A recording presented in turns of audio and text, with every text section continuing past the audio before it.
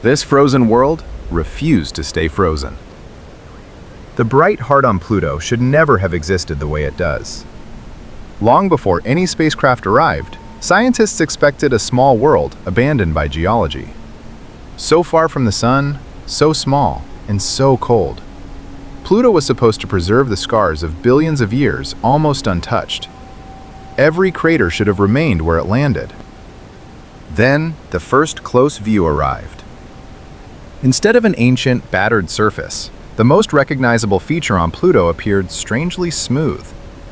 The heart-shaped plane stood out against the darker terrain around it, bright enough to demand attention before anyone understood what it meant. It looked different from everything the old picture had prepared us to expect. At first, that difference seemed only visual. Perhaps the lighting was unusual. Perhaps the images were incomplete. The familiar expectations still felt safe. Pluto could still be exactly what everyone believed. But the heart refused to fit that story. The closer the images became, the less ordinary that bright plane appeared. The prediction that had guided years of planning quietly began to weaken. A world expected to be silent was already asking a different question. If Pluto was exactly what humanity imagined, why did its most obvious landscape look so unfamiliar? The answer did not arrive as a theory.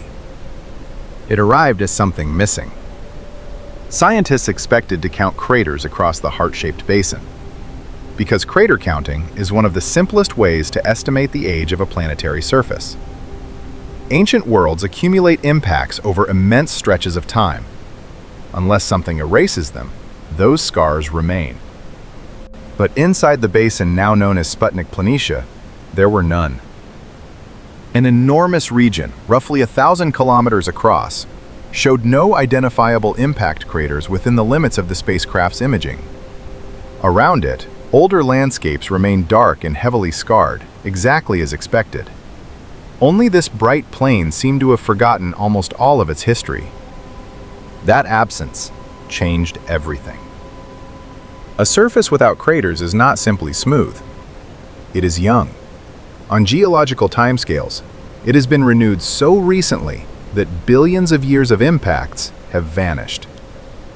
The prediction that Pluto had remained unchanged since the early solar system could no longer survive the evidence on the screen. Something had been rebuilding this landscape. The question immediately became harder. Nothing about Pluto's position suggested that such renewal should even be possible. More than 4 billion kilometers from the sun, temperatures plunged to around 40 degrees above absolute zero. Cold on Earth slows movement. Cold on Pluto was expected to stop it almost entirely. Yet the surface itself told a different story. Across the bright plane, enormous polygonal shapes stretched for tens of kilometers. They were not impact structures. Their centers sat slightly higher than their edges, creating broad cellular patterns unlike anything expected on a frozen relic. Another clue waited beside them. Solid nitrogen ice wrapped around towering mountains of water ice, filling valleys and flowing around obstacles much the way glaciers on Earth flow around rock.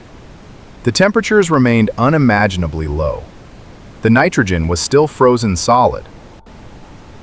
But frozen did not mean motionless. On Pluto, solid nitrogen can slowly deform over centuries. Warmed from below by faint internal heat, it rises, cools, and sinks again. The immense plane behaves like a vast convection system, operating at a pace no human could ever watch directly, yet one that left unmistakable evidence across the landscape. The heart of Pluto was not preserving ancient history. It was quietly replacing it. The mountains beside the plane deepened the contradiction. These rugged peaks rise several kilometers above the surrounding surface. They are built from water ice because ordinary nitrogen ice would collapse under its own weight at that scale. On Pluto, water ice serves as the structural bedrock, while softer nitrogen ice slowly migrates around it. Together, the mountains and the plain described a world still reshaping itself. Nothing moves quickly enough for human eyes. Everything moves too clearly to deny. The farther the observations expanded, the more the original expectation collapsed. The bright plain was no longer an isolated curiosity. It had become physical evidence that Pluto remained geologically active, despite almost every reason scientists once believed it should not be. The surprise did not end at the surface. Observations also reveal the delicate atmosphere layered with blue hazes above the planet. Nitrogen, methane, and carbon monoxide continue cycling between the surface and the air through changing seasons. Pluto was participating in ongoing planetary processes where many expected little more than frozen permanence. One contradiction had become several. The images forced researchers into an unusual position. The observations were secure. The explanation was not. The missing craters, the flowing nitrogen ice, the cellular plains, the towering water ice mountains, and the atmospheric hazes all agreed with one another. They described a world that remained active. What continued to be debated was how such activity had survived for so long. Different models explored whether lingering heat from radioactive elements inside Pluto or insulating layers deep below the surface could sustain the slow overturning visible today. Those questions remain under investigation, but they no longer change the central fact.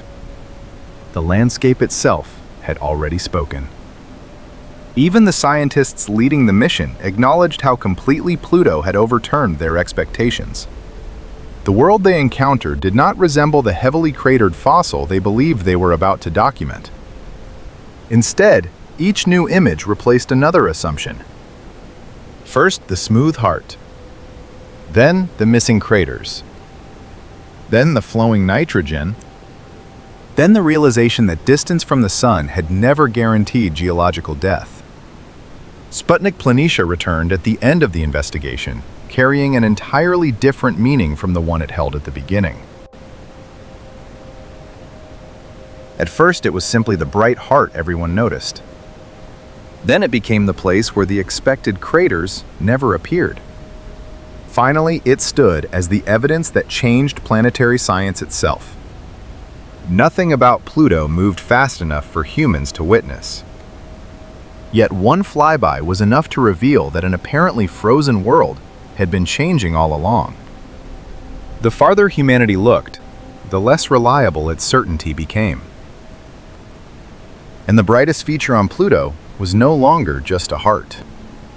It was the place where one of astronomy's most confident assumptions quietly came to an end.